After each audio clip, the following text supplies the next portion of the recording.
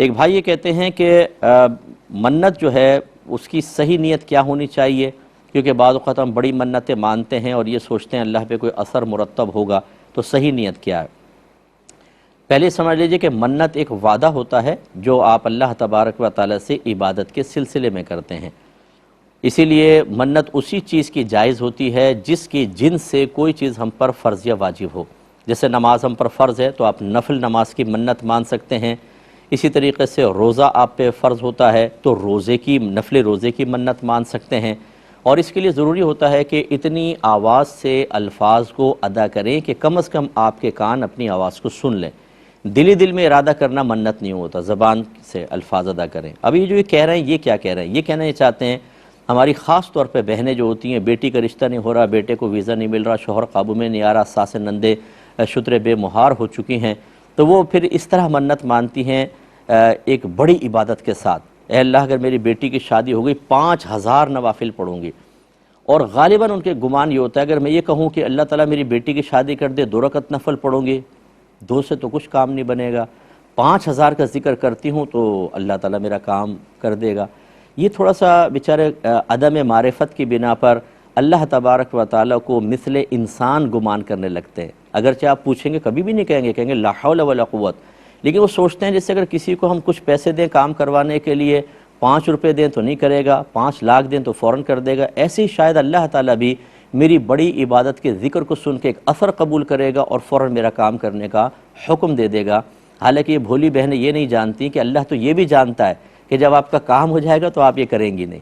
کتنی بہنیں ہمیں فون کرتی ہیں، استاد وہ میں نے 10,000 نوافل کی منت مان لی تھی، اب میرا کام ہو گیا، اب ہمت نہیں ہے، کیا کوئی کفارہ ادا کر سکتی ہوں؟ تو پہلے کیوں آپ نے منت مانی تھی؟ کیوں ٹارزن بنی تھی آپ؟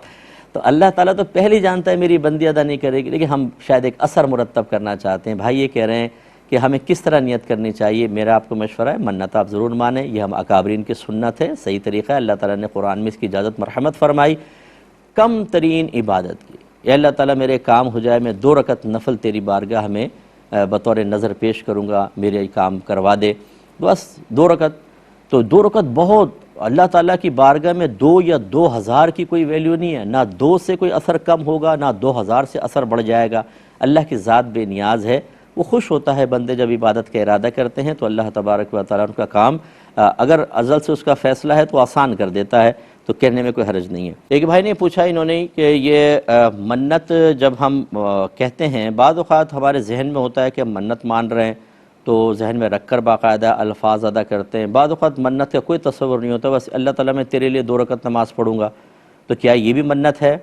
جی بالکل ہے۔ آپ کے ذہن میں منت کا ہونا یا نہ ہونے کا اعتبار نہیں ہے، جب آپ زبان سے الفاظ ادا کر دیتے ہیں اسی کا نام منت ہے، ٹھیک ہے نا، اسی کا نام منت ہے کہ جب آپ عبادت کا ارادہ کرتے ہیں۔ یہ الگ بات ہے کبھی وہ مشروط ہوتی ہے، کبھی غیر مشروط ہوتی ہے، مشروط کو مقید بھی کہتے ہیں، غیر مشروط کو غیر مقید بھی کہتے ہیں۔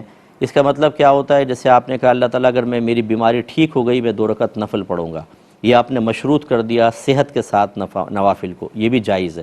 اور ایک ہے کہ بس آپ نے بیٹھے بیٹھے کہا کہ اللہ میں تیرے رضا کی خاطر 2 رکعت نفل پڑھوں گا، یہ کوئی مشروط نہیں ہے، کسی شرط کے ساتھ نہیں ہے، تو یہ واجب ہو جاتی ہیں۔ اب اس میں وقت معین ہے یا نہیں ہے یہ بھی دیکھا جاتا ہے۔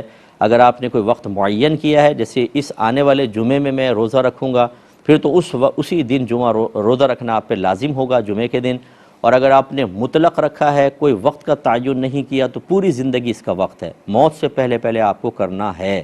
جیسے آپ نے یوں منت مان لی اللہ تعالیٰ یہ کام ہو جائے میں تیری رضا کی خاطر 2 رکعت نفل پڑھوں گا، اب کب پڑھوں گا؟ کام ہو بھی گیا تو پوری زندگی اس کا وقت ہے، لیکن مشورہ یہ ہے کہ جتنی جلدی ممکن ہو سکے منت وغیرہ کے معاملات کو ادا کریں، کیونکہ موت کا وقت ہمیں پتہ نہیں ہوتا، ہو سکتا ہے ہم ٹالتے رہیں اور اچانک موت آ جائے تو پھر ہم گویا کہ ایک واجب کی ادائیگی سے محروم ہو کے فوت ہو گئے، اس پر آخرت میں گرفت ہو سکتی ہے۔